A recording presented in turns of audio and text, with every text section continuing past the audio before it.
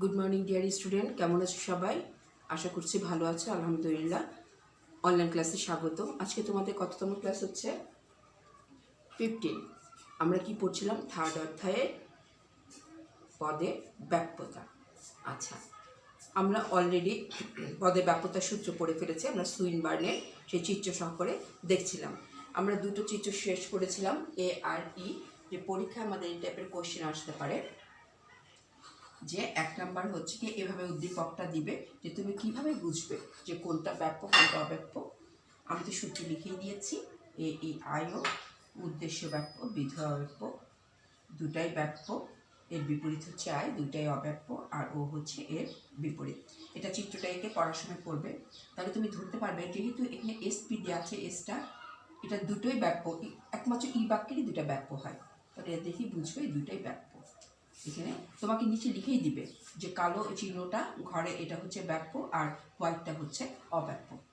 আচ্ছা, আই আর ও তুমি কিভাবে বুঝবে? দেখো, যে তোমাকে দেয়া আছে এরকম, তুমি পড়েছো যে আই বাক্যে কোনোটাই ব্যাপ্য না, অর্থাৎ দুটোই অব্যাপ্য। তোমাকে নিচে চিত্রে লিখে দিল যে যেটা ব্লাইন্ড মানে জাস্ট হোয়াইট সেটা হচ্ছে অব্যাপ্য। তুমি চট করে ধরবে এটা আই বাক্য, কেননা এটার মধ্যে কোনো কিছু না।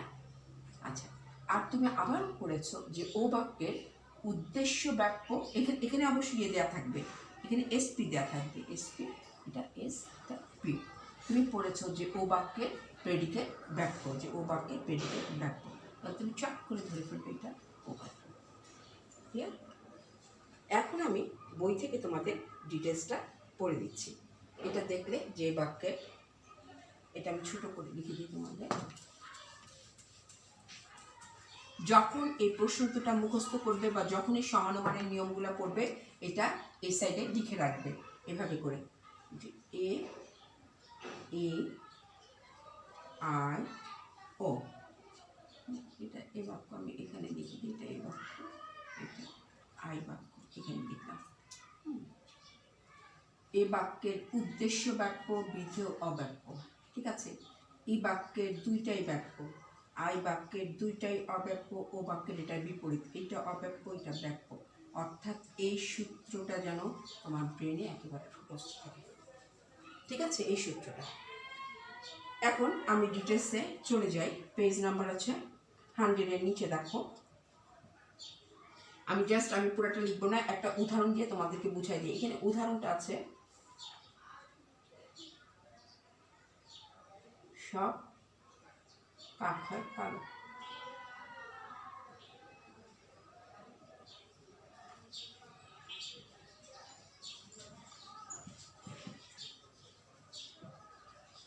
আচ্ছা, এই বাক্য প্রমাণ করব। প্রমাণ তোমাকে দুই দিক থেকে করতে হবে, একটা হচ্ছে সূত্রতার দিক থেকে প্রমাণ করবে, আরেকটা প্রমাণ করবে তুমি যে একটা হচ্ছে নিয়মের দিক থেকে প্রমাণ করবে, আরেকটা হচ্ছে ব্যাপ্যতার দিক থেকে প্রমাণ করবে। আচ্ছা, শিখেছ এই বাক্য, সব মানুষ হয় মননশীল। তোমাকে পরীক্ষার খাতায় দিল সব কাক হয় কালো, তুমি শিখেই গেছো উদ্দেশ্য পদ যখন ব্যাপ্য হবে তখন সেটা হচ্ছে সব থাকবে, জাস্ট উদ্দেশ্য পদ ব্যাপ্য না। যখন কোনো বাক্যে প্রথমটা সব থাকবে এবং মাঝখানে হয় থাকবে, সেটা হচ্ছে কি বাক্য? এ বাক্য। ক্লিয়ার? আচ্ছা, এ বাক্যকে বলা হয় কি সবাই জানি, এখানে লিখি, ছোট করে লিখলাম, সার্বিক সদর্থ। ঠিক আছে, তোমার ব্রেনেই আছে এখানে উদ্দেশ্য ব্যাপ্য বিধেয় অব্যাপ্য। তাও যদি ভুলে যাও, এখানে এটা তো উদ্দেশ্যটা জানো, এটা নিচে লিখে রাখো ব্যাপ্য, এটা হচ্ছে অব্যাপ্য। প্রথমেই তুমি বলবে যে এই এ বাক্য হচ্ছে সার্বিক সদর্থ যুক্তি বাক্য। আমি একটা ডিটেলস দেখিয়ে দিব, বাকিগুলো তোমরা নিজেরা করতে পারবে, ঠিক আছে? এই বাক্য হচ্ছে একটা সার্বিক সদর্থ যুক্তি বাক্য। এ বাক্যের উদ্দেশ্য পদ ব্যাপ্য, বিধেয় পদ অব্যাপ্য, ঠিক আছে?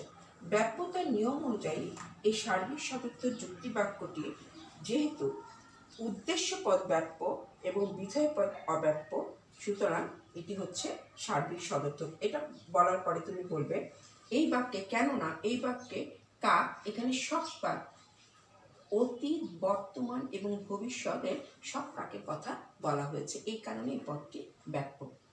আর এই পদটি অব্যাপ্য বিধেয় পদটি, কেননা পৃথিবীতে শুধুমাত্র কাকই কালো না, কাক ছাড়া অন্যান্য জিনিসও কালো আছে, সুতরাং এই কালো পদটি ব্যাপ্য নয়।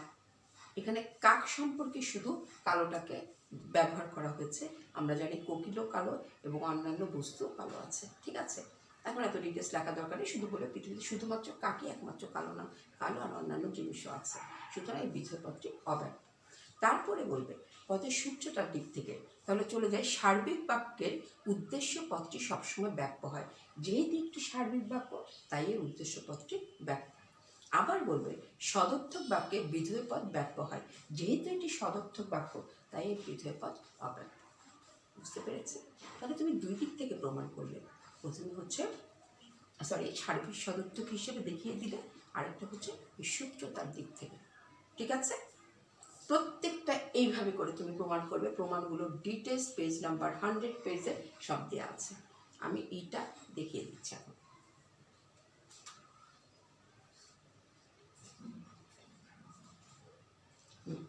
হচ্ছে সার্বিক নর্থ। সার্বিক নর্থ এখানে উদাহরণটা কি দিয়ে আছে? কোনো মানুষ নয় অমর।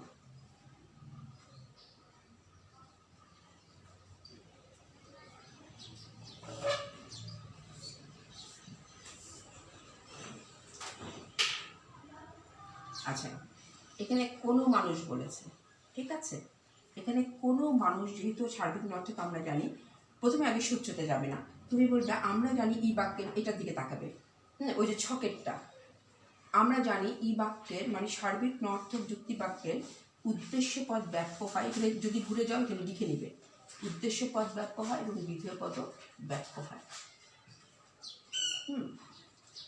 যেহেতু এটা সার্বিক নর্থ, কারণ এখানে কোনো বলা হচ্ছে, অর্থাৎ কোনো বলতে আমরা সার্বিক বোঝাই, অর্থাৎ নর্থ করতে। এখানে কোনো মানুষকে মানে স্বীকার করা হয়নি, যেমন কোনো মানুষ নেই যে সে অমর, তাহলে উদ্দেশ্য পদ ব্যাপ্য।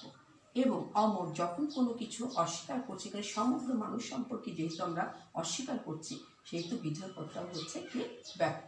সুতরাং এখানে সূত্র অনুযায়ী এই বাক্যের উদ্দেশ্য এবং বিধেয় পদ ব্যাপ্য। এবং পদে ব্যাপ্যতার যে সূত্রটা হচ্ছে যে নর্থক যুক্তি বাক্যের কি ছিল মনে আছে? যে আবার অমর পদে সামর্থ্য ব্যবহার করা হয়েছে। সূত্রটার দিকে আমরা আবার চলে যাই, তুমি যতবার পড়বে সূত্রটার দিকে তাকাবে।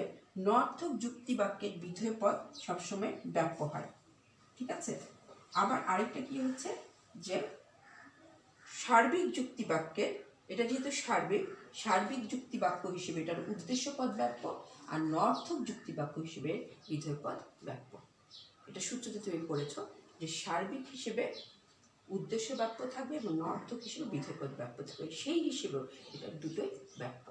আবার সার্বিক সদর্থক যুক্তি বাক্যে দুটোই ব্যাপ্য। ক্লিয়ার? আচ্ছা, আই এখানে উদাহরণটা কি আছে? আয়ের কিছু গরু হয় সাদা।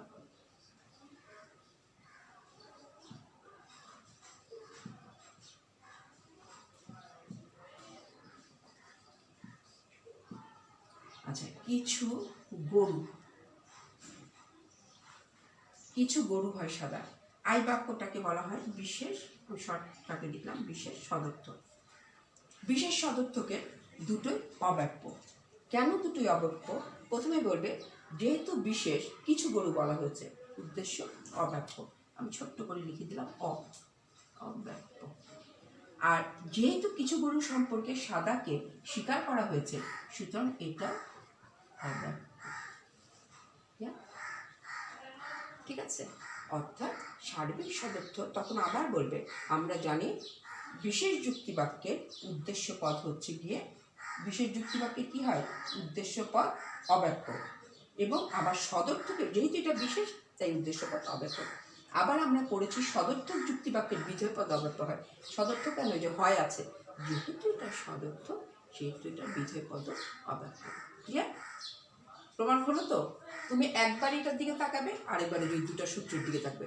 দুই দিক থেকে তুমি প্রমাণ করবে। কথা অনেকগুলো লিখতে হবে না, দুই দিক থেকে 3-4টা, 2 বা 4টা লাইন লিখলে এনাফ প্রত্যেকটার ক্ষেত্রে। ও বিশেষ নর্থ,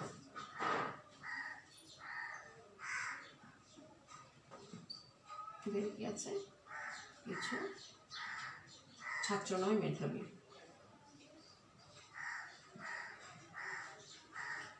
কিছু ছাত্র নয়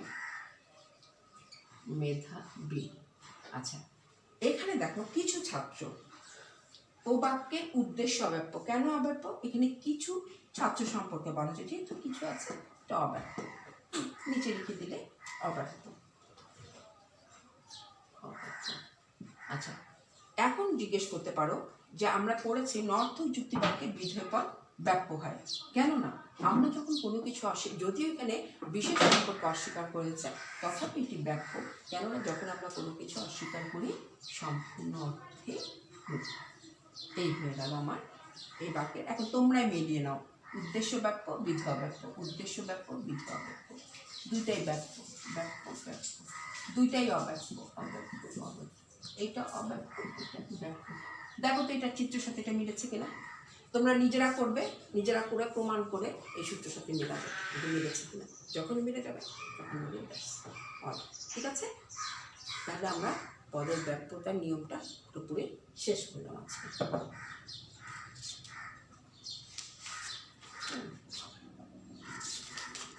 আমরা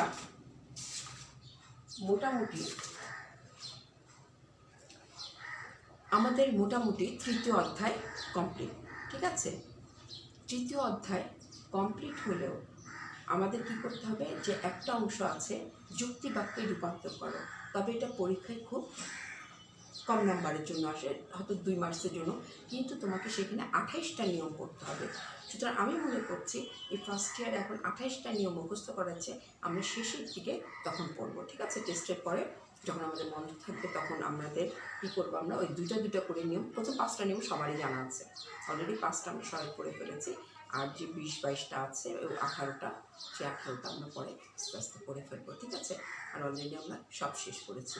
এখন তোমাদের কাজ হচ্ছে বোর্ডের কোশ্চেন দেখবে, দেখে এই তৃতীয় অধ্যায়ের কী কোশ্চেনগুলো আছে, কিছু তো অ্যাসাইনমেন্ট আমি দিয়েছি, আর এটা আমি দিইনি যেহেতু এটা আমি কমপ্লিট করি না, তাহলে পদের ব্যর্থতা সংক্রান্ত যে অ্যান্সারগুলো আছে করে ফেলবে, এমসিকিউগুলো সব। ঠিক আছে, এখন আমরা তারপরে চলে যাব, আমাদের কিন্তু প্রথম আর দ্বিতীয় অধ্যায় বাকি আছে।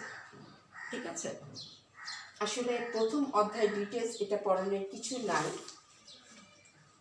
এখানে প্রথমেই তোমাকে পড়তে হবে যুক্তিবিদ্যা কাকে বলে। ঠিক আছে, অলরেডি কেউ তোমরা পড়েছো যুক্তিবিদ্যা কাকে বলে। ঠিক আছে, এখানে বিভিন্ন যুক্তিবিদ্যার সংজ্ঞা আছে, আমি তোমাদের মাথা নষ্ট করবো না এতগুলো পড়ানোর জন্য। আমি প্রথমেই তোমাদেরকে বলে দিই, তোমরা ডিটেলস পড়বে, জানার জন্য অবশ্যই পড়বে, কেননা যুক্তিবিদ জনক হচ্ছে অ্যারিস্টটল। ঠিক আছে, যুক্তিবিদ্যার জনক হচ্ছে অ্যারিস্টটল। অ্যারিস্টটলের কথাটা তোমরা পড়বে। আমি এখানে তোমাদের তাহলে লিখে দিই প্রথম অধ্যায়। তৃতীয়ত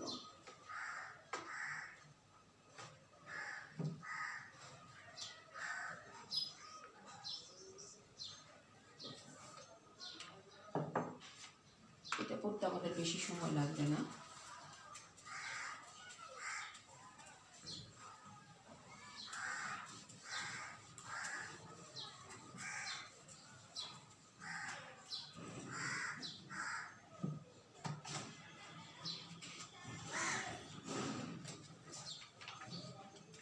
এখানে আছে 1.1 যুক্তিবিদ্যার উৎপত্তি ক্রমবিকাশ। আমি প্রথম দিন ক্লাসে দেখিয়ে দিয়েছি যুক্তিবিদ্যার উৎপত্তি ক্রমবিকাশ, তোমরা 9-10 এগুলো পড়ে আসছো ইকোনমিক্স সিভিক্সে। ঠিক আছে, যে কোনো কিছু উৎপত্তি ক্রম এগুলো ডিটেলস তোমরা পড়ে ফেলবে। আচ্ছা, যুক্তিবিদ্যার ধারণা, এখান থেকে আমি শুরু করবো 1.2, পেজ নাম্বার 3, 1.2।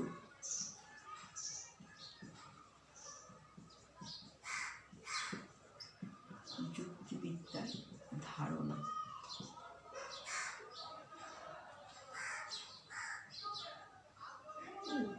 এই লজিক শব্দটি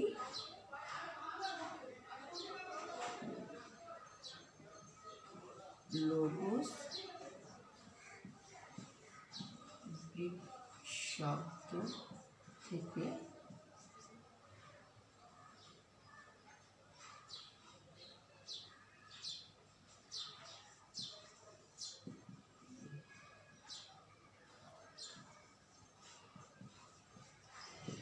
লোগোস শব্দের অর্থ কি? চিন্তা, ভাষা বা চিন্তা। আচ্ছা, লজিক শব্দটি এসে থেকে লোগোস থেকে। লোগোসের অর্থ কি? ভাষা বা চিন্তা। আমি আগেও একটু হালকা আলোচনা করেছিলাম, তাহলে এগুলো তোমরা পড়ে ফেলবে। আচ্ছা, এখন কথা হচ্ছে যে একটু বলে নিই, কেউ যদি তোমাকে জিজ্ঞেস করে যুক্তিবিদ্যা যে পড়ো, যুক্তিবিদ্যা কি শুধু সারাদিন তোমাদেরকে যুক্তিতর্ক করতে শেখায়? কথাটা মনে রেখো, যুক্তিবিদ্যার কাজ কিন্তু যুক্তিতর্ক করা না। যুক্তিবিদ্যার কাজ হচ্ছে একটা যুক্তি কিন্তু একটা 2 বছরের বাচ্চা যখন কথা বলতে শিখে, যখন দেখবে দুটো বাচ্চা যখন কথা বলে, একটা জিনিস নিয়ে যখন বলে, সে কী বলে, ধর চকলেট নিয়ে মারামারি লেগেছে, ও বলছে যে এটা আমার চকলেট, ও বলছে যে এটা আমার, সে তখন যুক্তি দেখায়। যুক্তি কিন্তু মানুষের সহজাত একটা ক্ষমতা। একটা নির্দিষ্ট বয়সের পরে মানুষ যেমন কথা বলতে শেখে, হাঁটতে শেখে, ঠিক তেমনি সে যুক্তি দিতে শেখে। যুক্তিবিদ্যার কাজ হচ্ছে তোমার যুক্তিটাকে বৈধ করা। এখন কীভাবে বৈধ হবে? যুক্তিবিদ্যা শেখাচ্ছে কতগুলি তোমাকে নিয়ম দেবে, ঠিক আছে? যে নিয়মের কারণে তুমি বলতে পারবে এই যুক্তিটা বৈধ না অবৈধ। এবং আরেকটি কী করতে পারবে, মানুষ যখন তোমাকে যুক্তিটা দিয়ে দেখাবে, তখন তুমি ধরিয়ে দিতে পারবে যে যখন তুমি নিয়মগুলো জানবে, তখন তুমি তার যুক্তিটা কি ঠিক নাকি ঠিক নয় সেটা তুমি তাকে ধরিয়ে দিতে পারবে।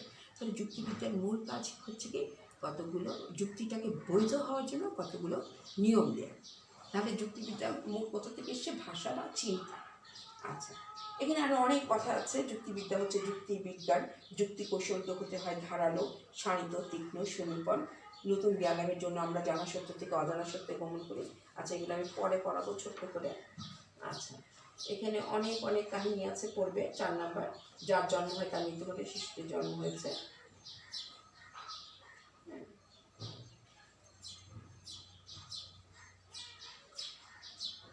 আচ্ছা, তোমরা 4 নাম্বার 5 নাম্বার পেজ পর্যন্ত আমি অ্যারিস্টটলের ধারণা থেকে শুরু করব। ওইগুলো একটু ডিটেলস পড়ে রাখবে। যুক্তিবিদ্যার ধারণাটা কবে থেকে এসছে, কি, এগুলো এমসিকিউর জন্য তোমার প্রয়োজন, ঠিক আছে? মানে এমসিকিউর জন্য তোমার প্রয়োজন এই 5 পৃষ্ঠা পর্যন্ত তোমরা নিজেরা পড়বে। তারপর ধারণার থেকে এখানে প্রথমে পড়বে যে আমরা জানি যুক্তিবিদ্যার জনক হচ্ছে যুক্তিবিদ অ্যারিস্টটল। আচ্ছা, আমরা তো জানি যুক্তিবিদ্যার জনক হচ্ছে অ্যারিস্টটল। প্রায় 2000 বছর আগে তিনি কি বলেছিলেন, যে যুক্তিবিদ্যা হচ্ছে গিয়ে এমন একটি বিদ্যা সব জ্ঞানের যা প্রারম্ভিক স্তর। এই কারণে যুক্তিবিদ্যাকে বলা হয় সকল বিজ্ঞানের বিজ্ঞান, সকল কলার কলা, ঠিক আছে? এখন তোমরা পেজ নাম্বার 5 সবগুলো পড়বে নিজেরা। অ্যারিস্টটল হচ্ছে যুক্তিবিদ্যার জনক। এটা পড়ার পরে তোমাকে যদি বলা হয় যুক্তিবিদ্যার সংজ্ঞা দাও, তোমরা মিলের সংজ্ঞাটা দেবে। যুক্তিবিদ মিল বলে বিভিন্ন যুক্তিবিদ বিভিন্নভাবে যুক্তিবিদ্যার সংজ্ঞা দিলেও যুক্তিবিদ মিলের সংজ্ঞাটি হচ্ছে গ্রহণযোগ্য। আর যদি মিলের কথাটা নাও বলো, যে যদি বলে যুক্তিবিদ্যার সংজ্ঞা দাও, তাহলে শুধুমাত্র মিলের কথা উল্লেখ করবে না, মিলের সংজ্ঞাটা দিবে। তাহলে মিলের সংজ্ঞাটা হচ্ছে এটা।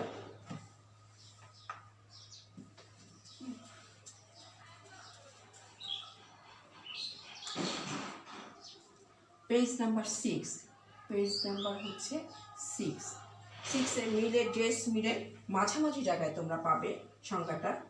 যুক্তিবিদ্যা হলো এমন একটি বিজ্ঞান, অ্যাপোস্ট্রোফিসের মধ্যে পাবে।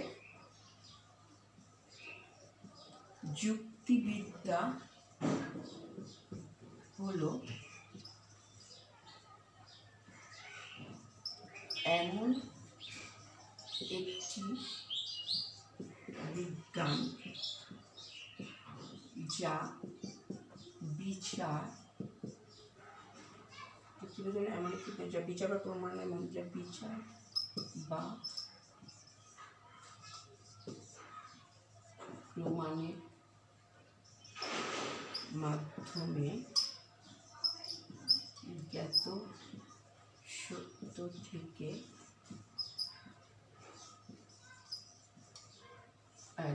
অজ্ঞাত সত্যে উপনীত হওয়ার জন্য,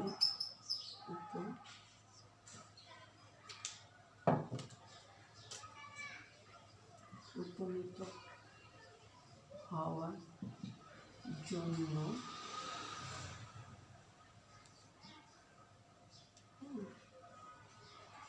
মনন ক্রিয়া সম্পর্কে এবং মনন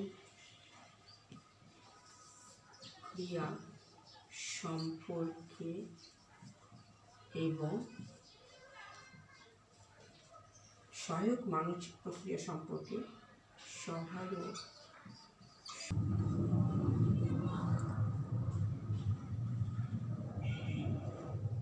আচ্ছা, যুক্তিবিদ্যার মেইন সংজ্ঞাটি হচ্ছে যুক্তিবিদ মিলের সংজ্ঞা। ঠিক আছে, এটি হচ্ছে মিলের সংজ্ঞা। এটি পড়ার আগে তোমাদের মাথায় থাকতে হবে যুক্তিবিদ্যা হচ্ছে সব বিজ্ঞানের বিজ্ঞান, সব কলার কলা। এবং যুক্তিবিদ্যার মূল আলোচ্য বিষয় হচ্ছে কি? অনুমান।